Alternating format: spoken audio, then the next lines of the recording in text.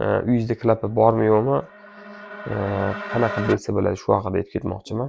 Klapa bor yo'qligini bilish uchun endi birinchi usuli o'zi klapa uyingizda bo'lsa обязательно chaqadi, chunki u qon bilan oziqlanadi. U qon ichmasa yashay olmaydi. U chaqishidan bilsangiz bo'ladi, klapa borligini. Klapa o'zi xarakterni chaqadi, boshqa hasharotlarga qaraganda boshqacharoq chaqadi. U asosan chaqqanda ketma-ket 3-4 ta joylarni chaqib ketadi.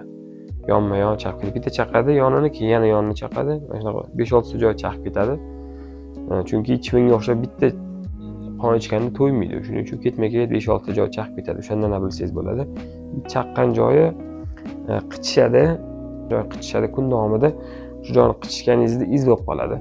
Bir xil klientlarda ko'rganman, shiranga o'xshab ketgan. Mana shu qo'llari, polni, mana shu orqalari shiranga o'xshab, xuddi pichoq rengiga o'xshab ketgan. Sababini so'ragandim, klapa chaqqanda qashib, o'sha iz qo'yishgan, shiram qo'yishgan, shiram bo'lib ketgan. Ko'p hollarni ko'rganman. Birinchi sababi shu, shundan bilsangiz bo'ladi. Keyin yana chaqishdan boshqa qanaqa bilsa bo'ladi borligini, pastellaringiz qora-qora dog' bo'lib qoladi. Qora-qora nuqta-nuqta bo'lib qoladi.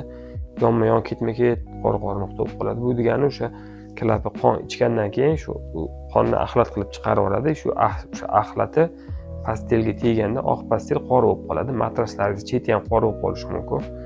Keyin uni axlati bilan tarakanning axlati o'xshab ketadi bir-biriga, lekin farqi rangida. Tarakanning axlati jigarrang, to'q jigarrang bo'lsa, klapaning axlati bo'lsa qora rang bo'ladi. Qonni xuddi qotgani bo'ladi. Shundan ajratsangiz bo'ladi. Keyin klapa uyingizda ko'p yashasa, o'sha tuxum qo'yishni boshlaydi, ter tashlashni boshlaydi. Klapa shu umri davomida bir 5 marta ter tashlasa, o'sha terlari shu tuxum qo'yadigan joylarning atrofiga ter tashlaydi. Jigarrang, kichkina bir olman danagidek ter tashlaydi. Shundan bilsangiz bo'ladi. Tuxumlari bo'lsa, tuxumlari xuddi guruchga o'xshagan bo'ladi, lekin kichkina bo'ladi. 1 mm, 1,5 mm bo'ladi. Shu tuxumlari bo'ladi. Uni qo'lingiz orasiga olib bundoq qissangiz qirs ovoz chiqadi. Bu degani tuxumi уже deganda ichida o'sha klapa katta bo'lyapti degani. Shundan bilsangiz bo'ladi. Endi klapalar asosan bo'ladigan joylarni agar nimadir chaqayotganini sezsangiz, agar klapani o'zini topa olmayotgan bo'lsangiz, lekin o'sha pastelda qora-qora nuqtali ko'rayotgan bo'lsangiz, endi klapa bekinadigan joylarni qidirib ko'rishingiz kerak.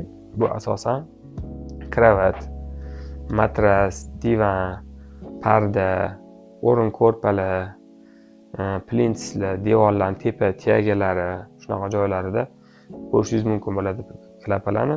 Birinchi navbatda yotadigan joyingizni qarashingiz kerak.